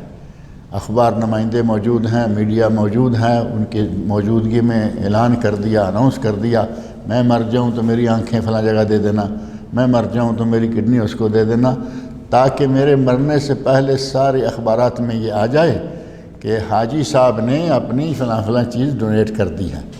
یہ تو سراسر ریاکاری ہے اور گناہ ہے، اور دینی لیڈروں میں سے بعض لوگ ایسا کرتے ہیں۔ اللہ تعالی ہمیں اور ان کو اخلاص کی دولت سے نوازے۔ یہ ریاکاری ہے، یہ جائز نہیں ہے۔ کافروں کے ہوٹلوں میں کھانا اور کافر کے ہاتھ ایک اس موضوع پر میری کتاب شائع ہو چکی ہے الحمدللہ، مسلم و کافر کے باہمی تعلقات اور ان کا جھوٹا میٹھا، جو ہمارے یہ موضوع چلتا رہا ہے، اس میں جو ڈیٹیلز ہیں ان کا مختصر سا خلاصہ یہ ہے کہ کافر اگر اپنے ہاتھ سے جانور ذبح نہ کرے، اب ہندو ہے تو مرغی کاٹ کے دے گا تو حرام ہوگی، وہ چاہے کتنا بھی اس کو پکا پکا کے اس میں سے سمیل نکالے گا، وہ حرام۔ بکری کاٹ دی حرام ہے۔ اور عیسائی، یہودی اہل کتاب ہیں، ان کا ذبیحہ حلال ہے اگر وہ دیندار ہوں۔ اگر وہ کمیونسٹ ہو چکا ہے، بے دین ہو چکا ہے، اس کے ہاتھ کا ذبیحہ بھی حلال نہیں ہے۔ اگر وہ مسلمان کی دکان سے گوشت مرغی لایا، چاول، گھی مارکیٹ سے لایا، اپنے برتنوں کو، آپ کو معلوم ہے کہ یہ شراب بھی نہیں پیتا اور یہ خنزیر بھی نہیں کھاتا، کتا بلا بھی نہیں کھاتا، یہ صاف ستھرا ہے کافر، آپ اس کے ساتھ کھا سکتے ہیں، اس کا جھوٹا بھی کھا سکتے ہیں اور اس کے ہاتھ کا پکا ہوا بھی کھا سکتے ہیں، آپ کا جی چاہے تو، جی نہیں چاہتا تو فرض نہیں ہے۔ اب جی چاہنے کی بات جو ہے وہ پھر سے الگ ہو جاتی ہے۔ ایک آدمی کو ماحول ایسا ملا ہوا ہے کہ وہ آرام سے ہندو کے ہاتھ سے کھا پی لیتا ہے، ماحول ایسا ہے کہ وہ مکس ہے ان میں۔ ایک آدمی نے ہندو ساری عمر دیکھا ہی نہیں اور اسے کہا جائے نا کہ یہ ہندو ہے اور اس کے ساتھ بیٹھ کے کھانا کھاؤ، وہ نہیں کھا پائے گا، کیونکہ اس کے دل میں اس کے لیے نفرت ہے، اس کے دل میں اس کے لیے کوئی جگہ نہیں۔ تو دور جانے کی بات نہیں، کسی پاکستانی کو کہو ہندو کے ساتھ بیٹھ کے کھائے، نہیں کھائے گا، کیونکہ ان کا تعلق نہیں ہے۔ اور انڈین جو ہیں وہ آسانی سے کھا لیں گے، کیونکہ ان کا وہاں گھروں میں اٹھنا بیٹھنا، بازار، مارکیٹ، یعنی مکسنگ اتنی زیادہ ہے ان کے ساتھ کہ ان کو وہ کراہت محسوس نہیں ہوتی۔ اگر کوئی کراہتاً نہیں کھاتا تو اس کی مرضی، واجب نہیں، لیکن کھاتا ہے تو جائز، منع نہیں۔ اب یہ اسی طرح ہے کہ جیسے بعض لوگ مچھی نہیں کھاتے، ہمارے پاس آدمی بیٹھے ہوئے ہیں مچھی نہیں کھاتے، آپ بریانی کھلا لو، چاول کھلا لو، جو مرضی کھلا لو، مچھی کا نام نہ لو۔ فطرتی بات ہے کہ اس کے دل میں نہیں ہے، ٹھیک ہے۔ اور یہ نہیں، کئی اور میں نے لوگ سنے وہ مچھی کا نام بھی نہیں لیتے، کہتے نہ سب کھائیں گے، مچھی نہیں۔ کئی لوگ ایسے ہیں کہ وہ دہی نہیں کھاتے، دودھ پی لیں گے، دہی نہیں کھاتے، لسی نہیں پیتے، لسی دہی کھا لیں گے، پی لیں گے، دودھ نہیں پیتے۔ اب یہ طبیعت ہے، فطرت ہے، اب حرام قرار نہ دے، نہیں پیتا نہ پیے، کوئی فرض نہیں ہے کہ لسی پی جائے، فرض نہیں ہے کہ دہی کھایا جائے، نہیں جی چاہتا نہ کھائے، لیکن یہ تو نہیں ہے کہ حرام ہے۔ یہ ابھی جو مچھی نہیں کھاتا وہ اگر یہ نہیں سمجھتا کہ حرام ہے تو کوئی حرج والی بات نہیں۔ اسی طرح کا یہ معاملہ ہے کہ جو کافروں کے ساتھ، کسی بھی کافر کے ساتھ کھانے پینے کو سمجھتا ہے کہ صاف ستھرا ہے، کھائے پیے، کوئی حرج والی بات نہیں ہے، ان کا پکایا ہوا کھائے اور ان کے ساتھ بیٹھ کے کھائے، حرج نہیں۔ نہ کھانا چاہے فرض نہیں، فرض نہیں کہ کھائے، اس کی مرضی ہے، کھائے نہ کھائے۔ میں اکثر جوس دکانوں میں بڑے بڑے تلاجے ہوتے ہیں، جوس رکھے ہوئے رہتے ہیں، ہاں ڈال ڈال کے پیتے رہتے ہیں، جوس نکالتے وہی نا۔ یہ چونکہ جوس ہے، فروٹ کی دکان ہے، سبزی کی دکان ہے، اس میں ہندو داخل تو نہیں ہو جائے گا نا، نہ اس کو ذبح کر کے دینا ہے کہ بھئی یہ کیلا ذبح کر کے دے دو، وہ تو ایسے اٹھایا اور دے دیا۔ مسئلہ ہے کہ ذبیحہ صرف اہل کتاب کا جائز ہے، وہ بھی جو دیندار اہل کتاب، دوسروں کا نہیں ہے۔